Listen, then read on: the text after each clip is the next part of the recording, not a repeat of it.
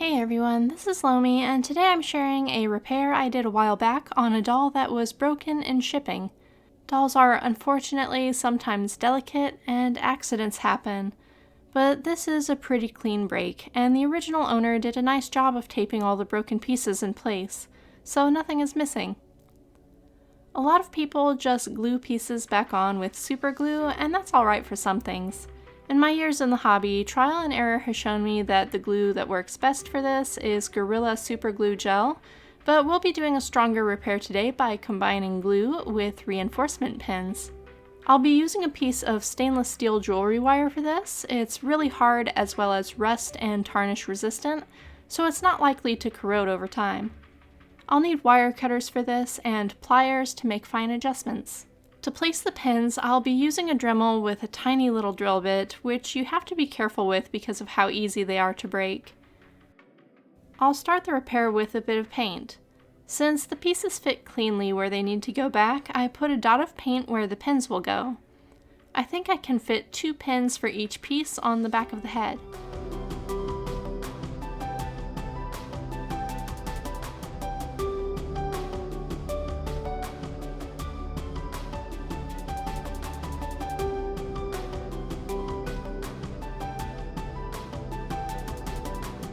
Once the pin locations are marked, I press the pieces where they go, which gives me perfectly matching dots on the broken pieces.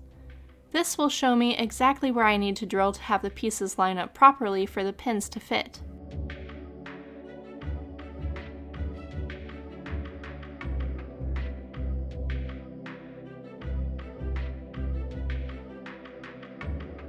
Next up is just drilling each pinhole. I want these to be deep enough to offer reinforcement, but not so deep that I drill all the way through anything. But really, the pins take less space than you might expect. A 1/4 inch is proportionally a lot, and in a lot of places, a few millimeters might be all you need. I drill on a low speed, and you can see it's easy for the tiny drill bit to get stuck, so I try to work very carefully and gently wiggle the bit back out anytime it sticks. I realized after I drilled that I forgot to put my gloves on, even though I already had my respirator on. Anytime you're working with resin dust, it's important to use proper respiratory protection, as resin dust is toxic to inhale. Cured resin isn't dangerous to skin, or else our dolls wouldn't be safe to handle, but when it's transformed into dust particles, it can still cause irritation, so always gear up appropriately. The pinholes on the head turned out nice and clean. The ones on the chips out of the head will need to be shallower because I have to make sure the drill doesn't go through the other side, or come close enough that the metal pin will be visible.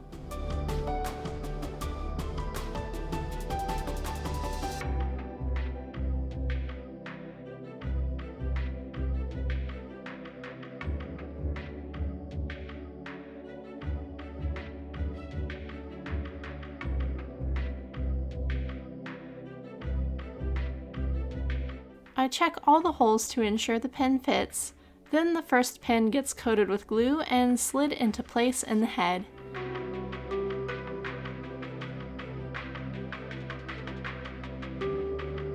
They go into the head rather than the broken pieces because they'll be easier to manipulate in the bigger piece of resin. The glue binds the pin into the drilled hole, and I wipe away the extra and cut the pin off once it's placed. Cutting it after placement instead of before makes it easier to handle, and if it's too long, I can trim more off when it's time to seat the broken piece. It doesn't matter if the glue goes on the pin or into the hole, just as long as there's enough to cement it into the drilled hole.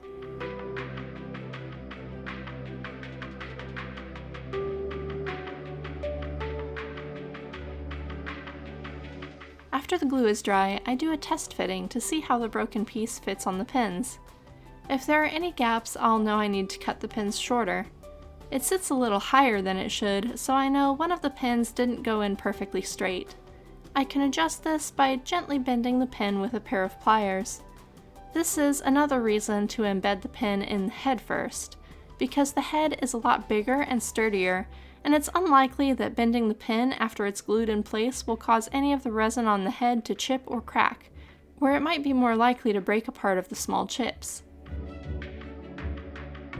Once I'm sure the broken piece is fitting as well as it can, it's time to add glue. I put glue on both pins so they'll adhere inside the drilled holes on the broken piece, and also on the resin in between. A little goes a long way, and this will squish all the way out to cover most of the surface of the broken resin. This is why gel glue is better. It's much easier to control. Once the piece is pressed onto the glue, I squeeze it as tight as I possibly can and hold it perfectly in place until the glue has dried. So that's the first piece in, and it looks really good.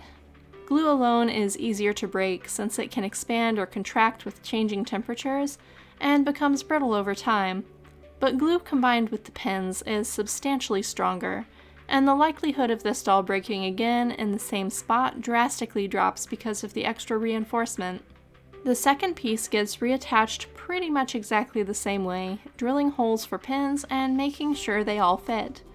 You'll have to forgive me for using my wire cutters as pliers, old bad habit from making jewelry years ago. You can see these pins don't go in perfectly straight, and they're a lot more shallow because the broken piece I'm placing is so thin, but those few millimeters of metal really make a huge difference in repair strength.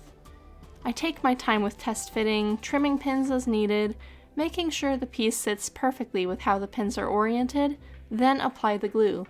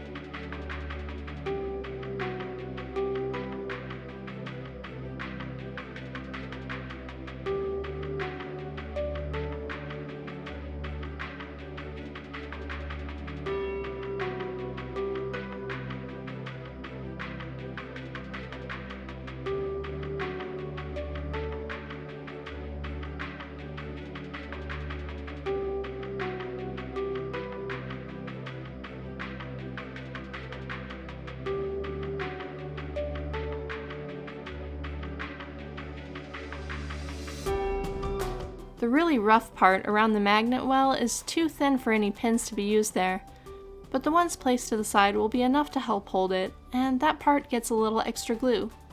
If your glue goes somewhere it shouldn't, it can be cleaned up before it cures with a bit of rubbing alcohol or acetone-free nail polish remover. It's a lot harder to remove once dry. With the back of the head fixed, I can go ahead and glue the loose magnets back in place. So I do that for both the head and the head cap. There are a few little cracks and chips in the repair in the head, and there are ways to fill these with UV resin, but this doll is tan resin, and sanding it smooth would cause discoloration. Since it was smooth enough the cracks and chips don't snag, and this part of the head will be hidden by a wig anyway, the owner elected to keep them unfilled to avoid sanding marks.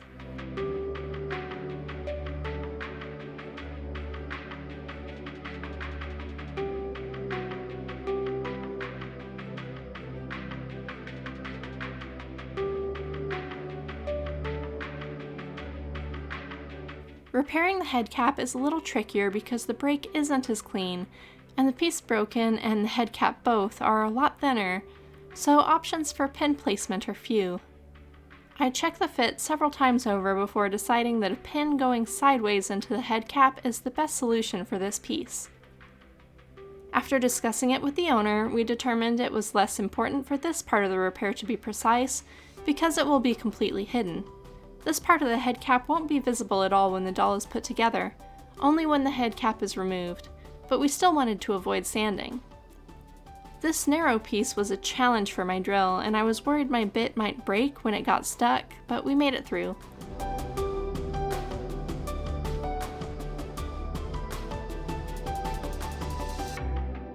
Placement of this pin was very tough, with a particular angle and a tricky location that required the piece to slide in sideways to fit. But how tight it is when placed is a good thing.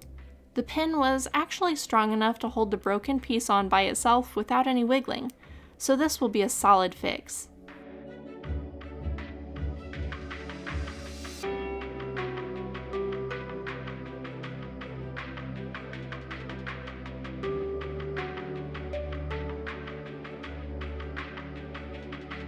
The rough parts get a heavy coating of glue, then the piece gets squeezed into place.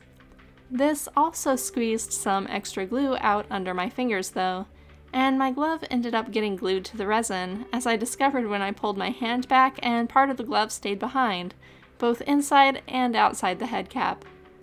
I ended up carefully scraping the glove bits free with a craft knife since the glue was already cured, and I didn't want to risk any solvent cleaners deteriorating the repair I just did. Fortunately, this is just the head cap, and it made for a good laugh. The inside edge of the repair is pretty rough on one side, so the last thing done to repair the head cap is to fill the rough spot with clear UV resin.